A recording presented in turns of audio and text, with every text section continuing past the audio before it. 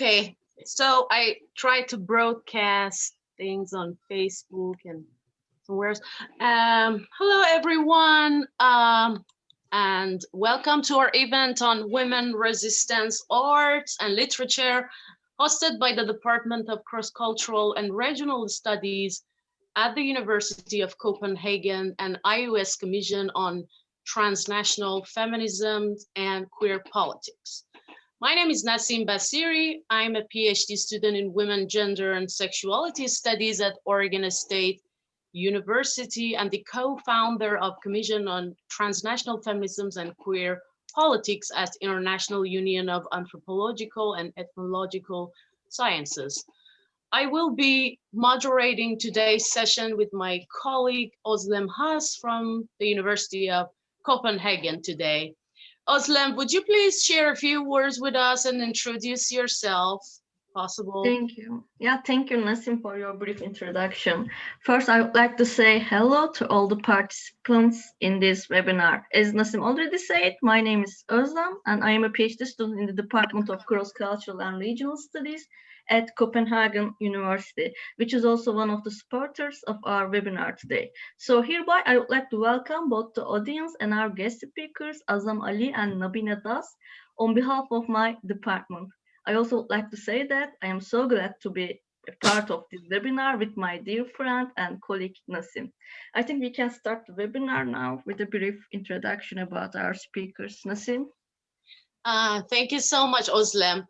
So we know that everybody is sleeping in many parts of the world right now, but we try to have this webinar at this particular time because for Nabina, it was too late and we wanted to bring all her beautiful thoughts here without being sleepy. And then later, everybody can watch the recorded video.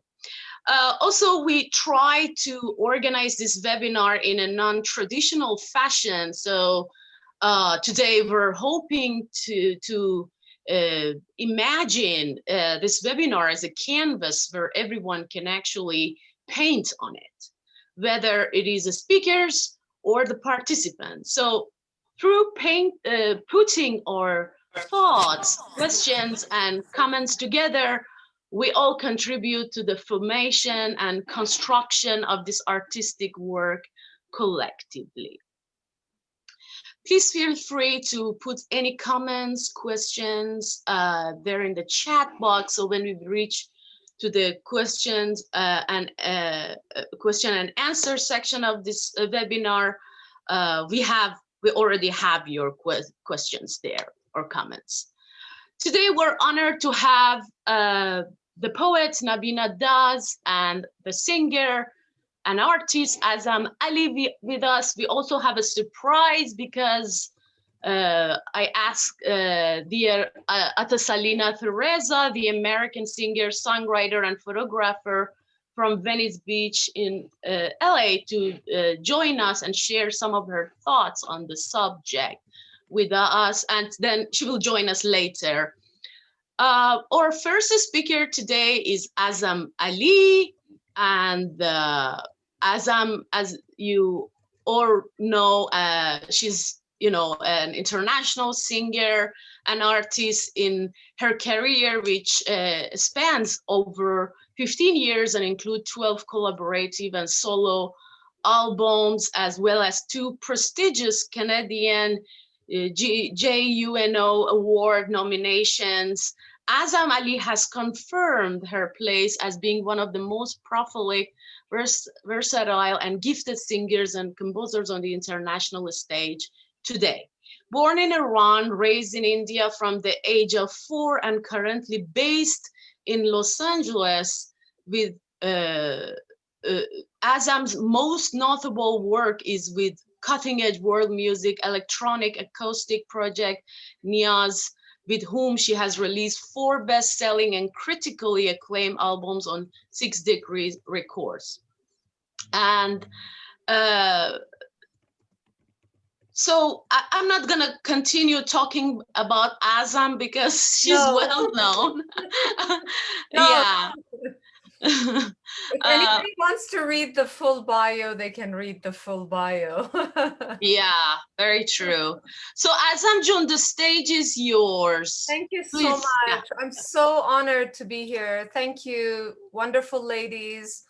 I'm actually more than anything looking forward to seeing through your eyes through this conversation and learning something new.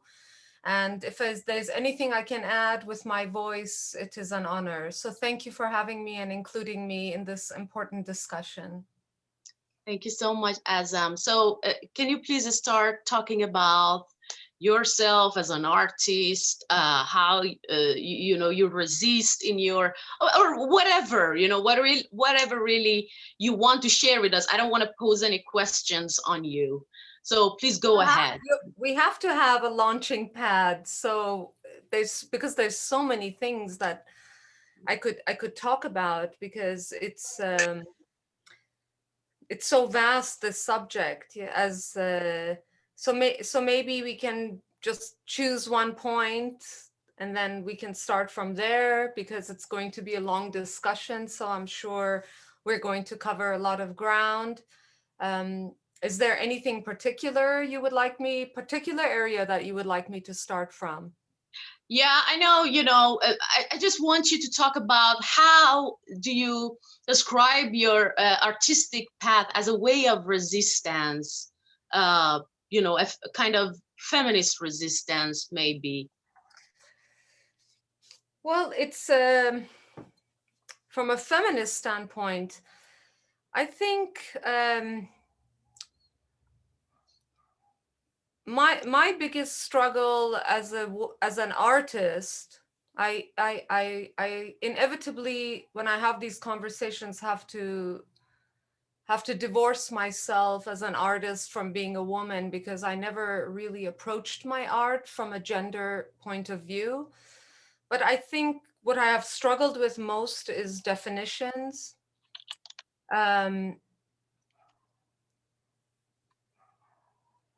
First, maybe even the definition of feminism. What does that mean? And I'm more inclined to use the word feminisms. I love that this has become now more part of the conversation, because it's such a nebulous concept, and it includes so many different perspectives, and it's ever evolving, this idea of feminism. And then it really becomes about my struggle in terms of identity. I think it comes down to those kind of, I have to break it down in so many ways. So in terms of, let's say, as a feminist, the thing I have struggled with most is this concept, I think, which Nabina would very much relate to, that we had this a few minutes before this, and it's this concept of otherness, this concept of being a foreigner. And how do you reconcile that within your own artwork, within your language as an artist? And I think that for me particularly, my particular feminism has always had a much more broad view that perhaps comes closer to concepts of humanism. Because I think fundamentally for me, anytime I begin to have a discussion about disenfranchisement, not being able to fully express myself, or struggling against a majority, it becomes, then I realize it's beyond feminism. It becomes something much larger. And my struggle becomes almost one with people who are struggling with race inequities or religious inequities. And so it becomes closer to humanism rather than just feminism. I don't know if I gave a very long answer, but really for me, feminism has always kind of embodied that broader spectrum of humanism.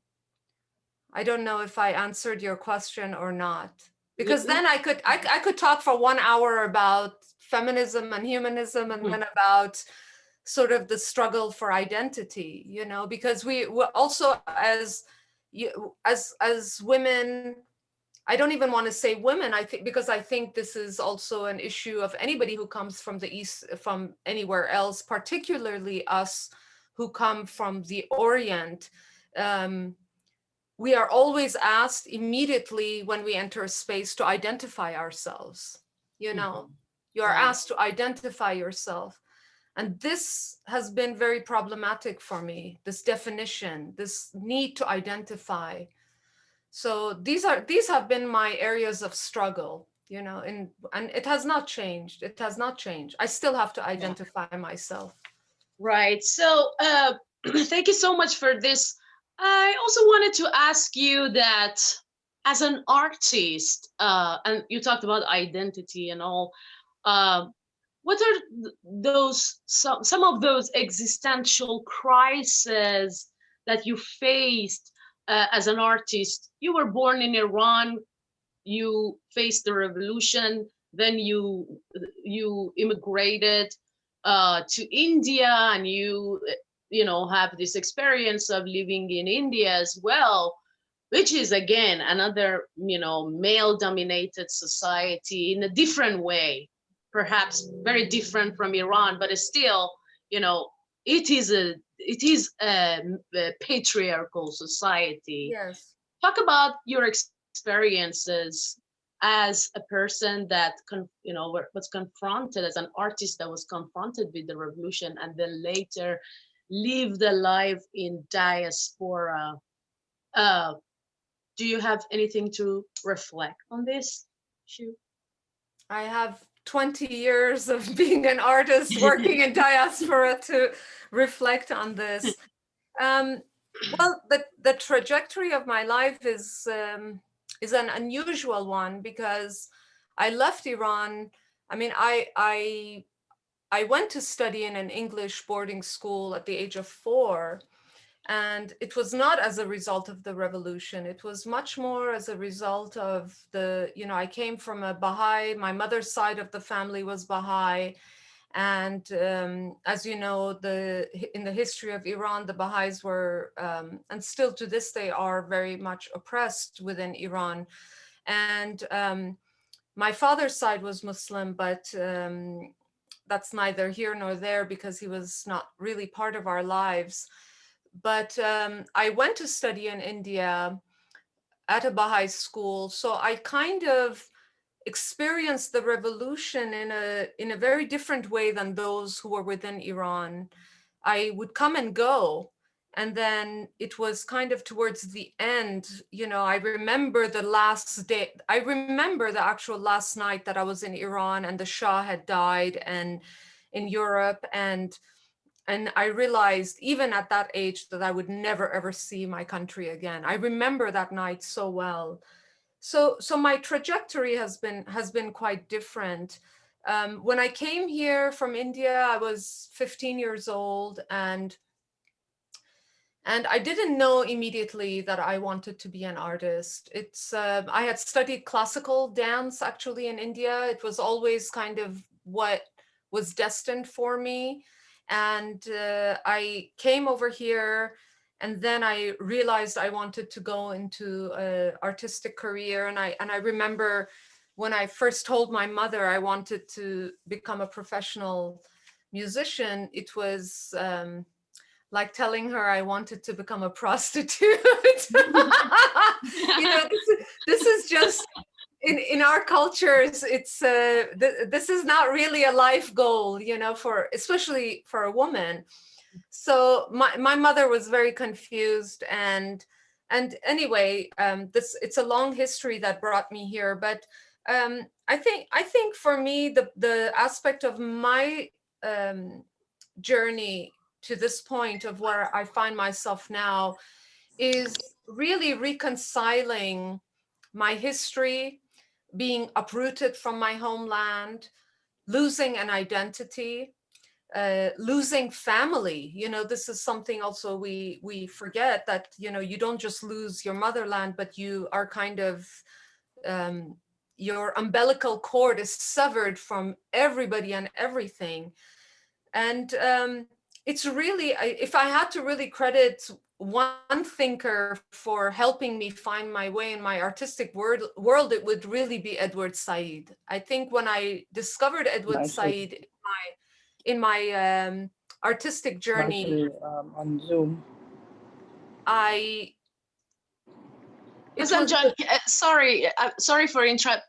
Please, can you just turn off your microphones if that's possible? Thank you. Okay. Because when I came here from India, the first thing I was confronted with was my own exoticism, you know, and I became this kind of, I embodied everything that Edward Said talked about. And when I began to create music and also deciding what kind of music I wanted to compose and create, this became very important because now I was confronted with this idea of West and East. I really didn't have such concepts until I came to the West. I never thought I come from the East, but when I came from the East, here in the West, I became confronted with these notions. So I would say that more than anything, I grappled with these kind of definitions of what it means for me to be an Eastern woman, to be here, and then also being able to find my own language. I think that's what I struggled with the most at the beginning, is my own language, because I think for a long time in the beginning of my artistic expression, I spoke with a borrowed language of, that was perhaps a Western language. I don't know what you would call it, but it took me a long time to find my own voice that was distinct and that did not feed into this ideology of Orientalism, you know. And to some degree, I don't think I have been free of that. I think in the beginning of my career, I did perhaps indulge some of these constructs of the East through my work, but it very quickly became clear to me that it was putting me in a very submissive role, which I did not want to be in. And ultimately, I think it really became for me about finding my own language, you know, my own voice. Wow. Thank you so much.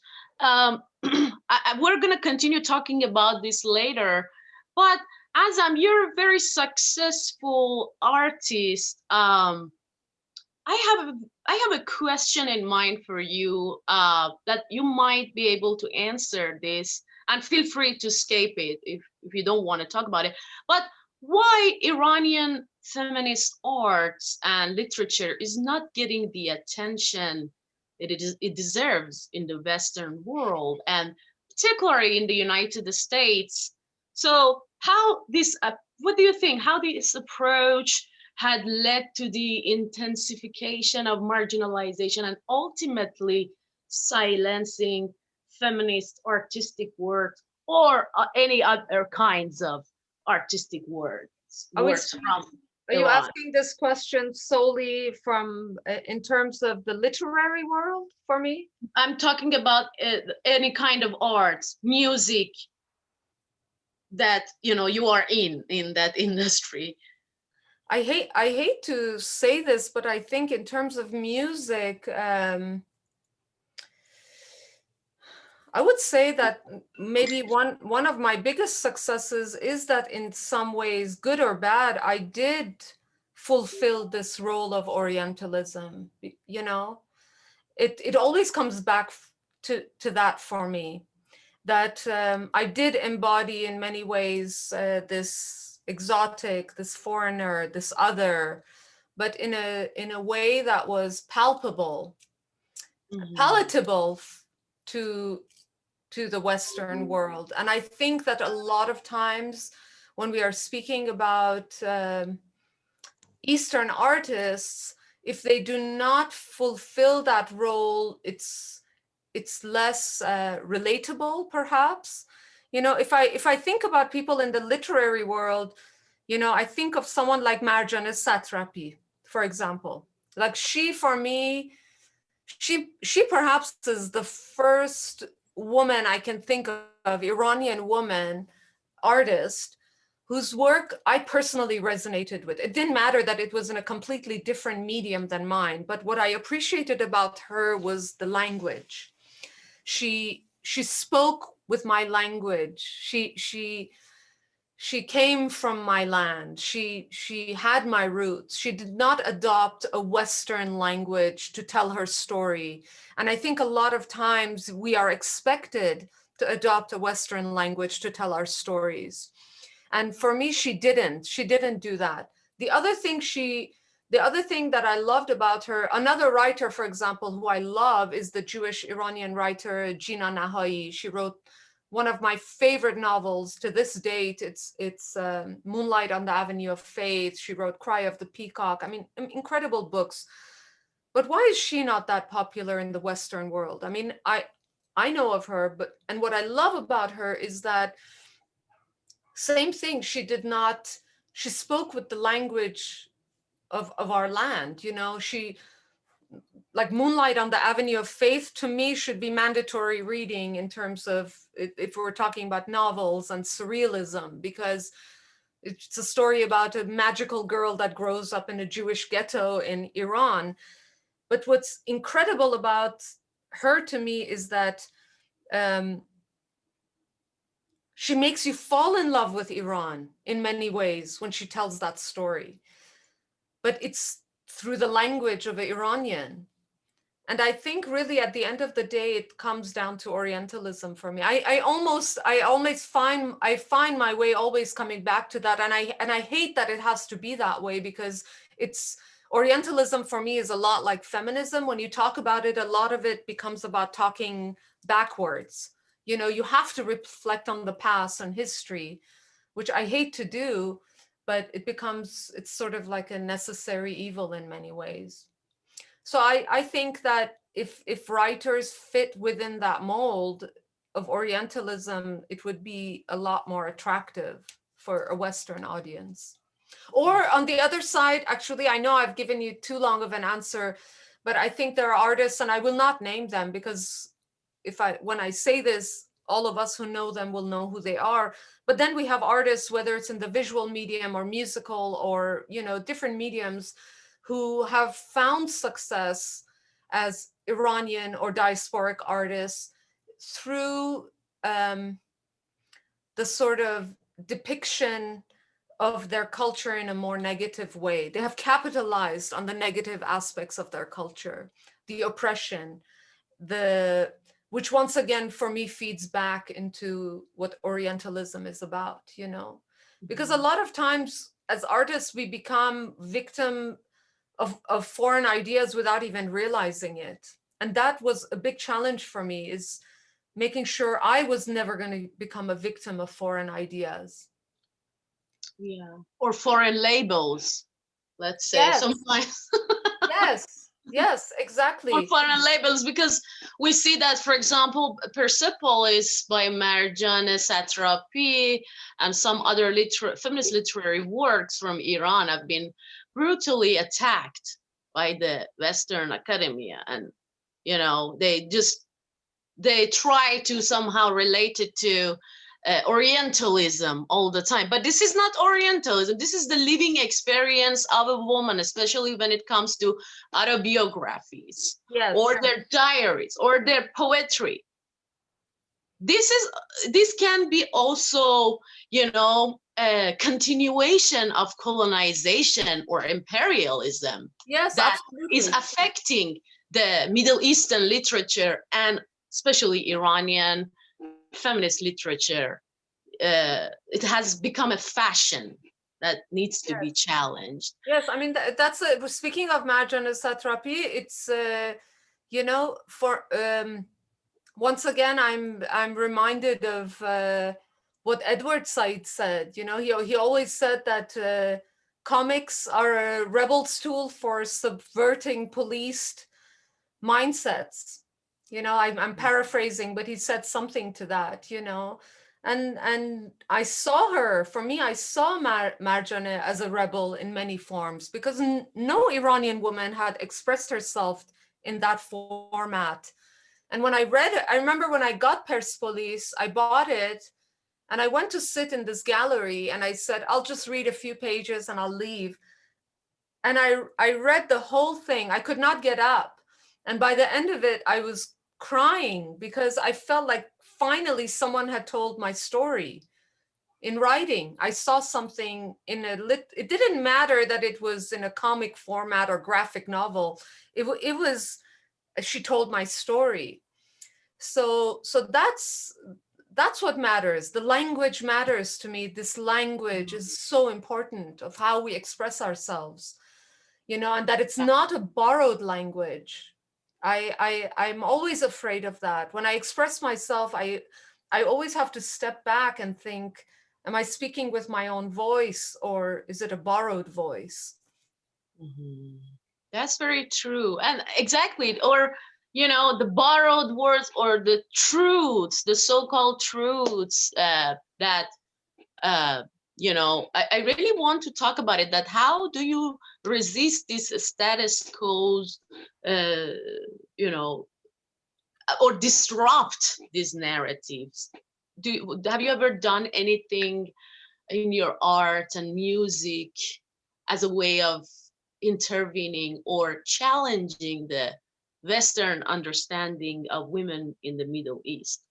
Because in one way we see that, oh, they're trying to silence us. And then on the other hand, we see that Iranian women and artists especially are dealing with a authoritarian regime that intends to silence their works and literature and art.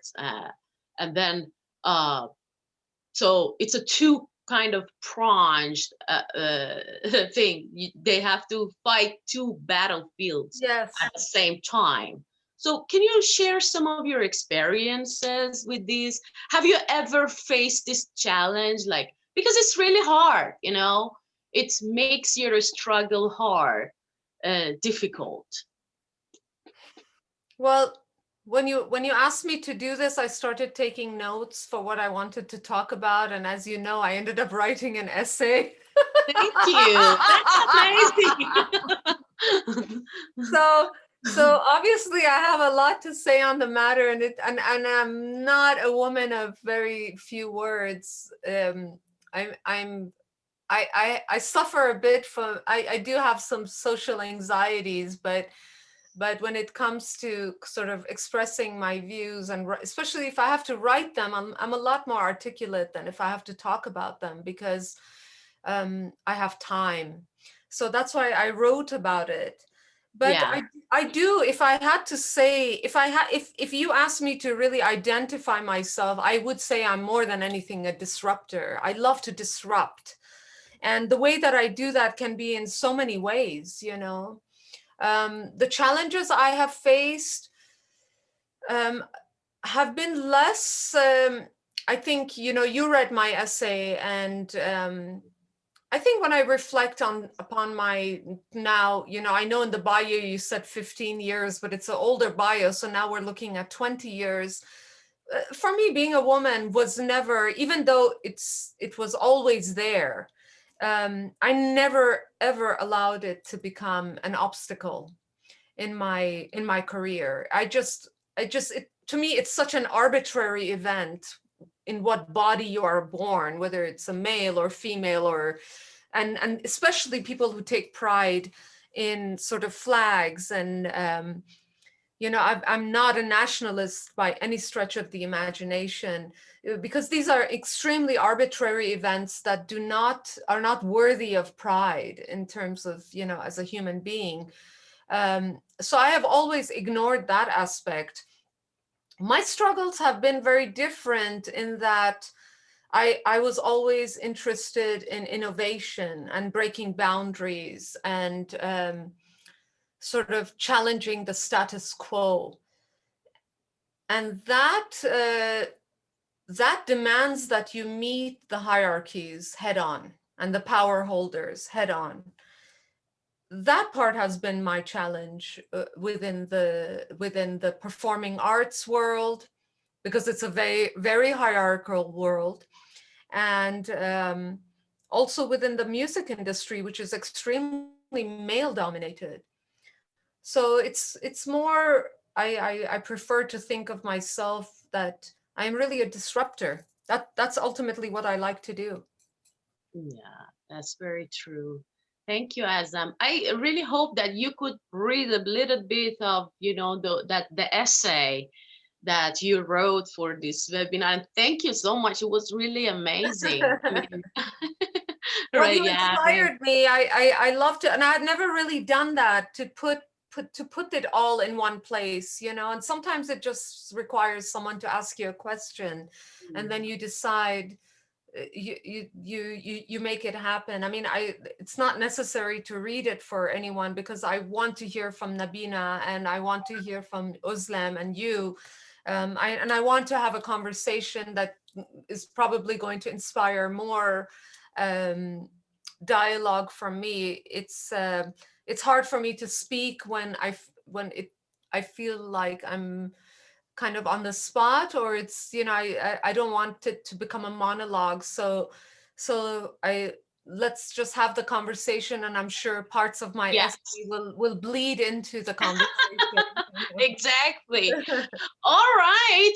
So we're gonna take a 5 minutes break with one of your songs. Oh So goodness, I hate to listen to my own music. yeah, you should do it today. You did not Anyways, tell me you will do that. What are you going to play? oh my God, that's a surprise. Let's Oh, see. I hate surprises. All right, let's see. Let's see. Um, all right, okay, let me share my screen here. Share a screen. And mm,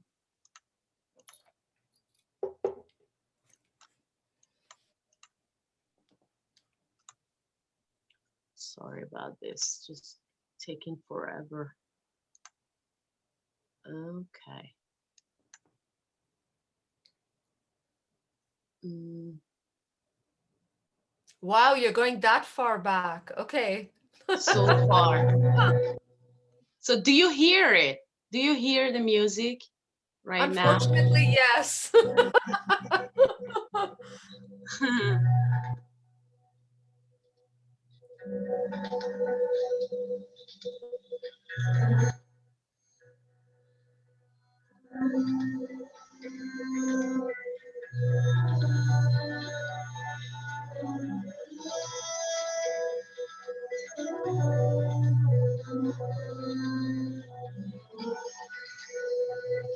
I don't think it's streaming properly, Nasim Ju. Isn't it?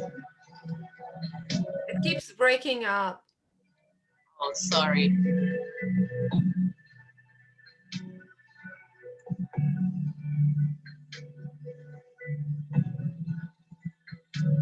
How about now? I don't know, ask everyone else because how it sounds for them, but for me it keeps coming and going.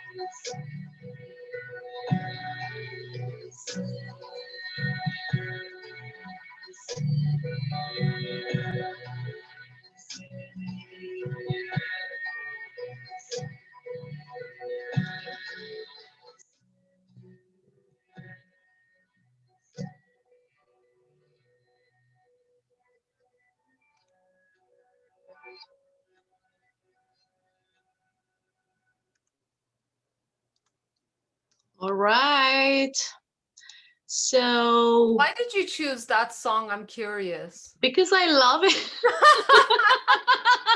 I don't know why. That's I don't know. I'm obvious. always curious why people choose, because you have 13 albums to choose from, and why someone goes to one particular song and why it speaks to you is always very interesting to me. Right. It's interesting as an artist to see how your work is being liked and perceived. Yeah, because you also chose a others. very not Iranian song. Mm-hmm. So why? Okay, for me, I don't know. I'm like you. I grew up everywhere.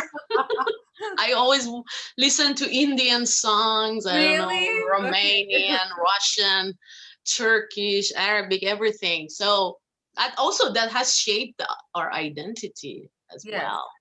Yes. And I think that what makes you as a singer very unique is that you got all this, arts and mix them together. Really beautiful. Yeah, thank you so much. We'll get back to you. It's also known as schizophrenia. Right. All right, Azam June, thank you so much. Our second speaker is the Indian poet Nabina Das. Nabina Das is the author of 3 poetry collections, Sanskarnama, Into the Migrant City, and Blue Vessel. Her short fiction volume, The House of Twinning Roses, and her debut book, Footprints in Banjara novel, have been critically acclaimed. Based in Hyderabad, India, Nabina teaches creative writing in classrooms and workshops. Nabina is an alumna with Charles Wallace Creative Writing Fellowship, UNESCO Fellowship, and Sangam House Fiction Fellowship. Among several others, she also have been a NYS Summer Writing Fellow and Wesleyan Writers Conference Fellowship winner. And of course, I believe Nabina is much more than whatever I said to introduce here today. I got familiar with Nabina's poetry some 10 or 11 years back when she was presenting her poems with the Parsi Indian poet Hushang Merchant at the English and Foreign Languages University in Hyderabad. And when she started talking, I told my friend who was just sitting next to me, I said, who is this woman? And he said, oh, she's a poet. I asked again, I said, no, I mean, who is she? And he said, well, he is an Indian poet living in Hyderabad. And so I said, no, you don't get my question. And I started to find out by myself about Nabina and her poetry, which led to reading a lot of Nabina's literary works and poetry, and also understanding her really unique and beautiful poetic world. I know Sanskarnama, the poetry for our times, was published in 2018. And you know, again, you know, we don't want to have a specific question. I just decided to have this webinar in a non-traditional way, so we create it together. And so I'm gonna go ahead and ask a few questions, because I believe that Sanskarnama is a book of resistance, and I can see that the techniques that Nabina utilizes, such as mixing different languages in different pieces of this poetry collection. And, you know, my first question to you, Nabina, is that by mixing these different languages in, for example, in another Toba Texing, are you trying to bring the history on, you know, on the surface? Are you trying to commemorate the partition and the pain associated with political violence and colonization in the, for example,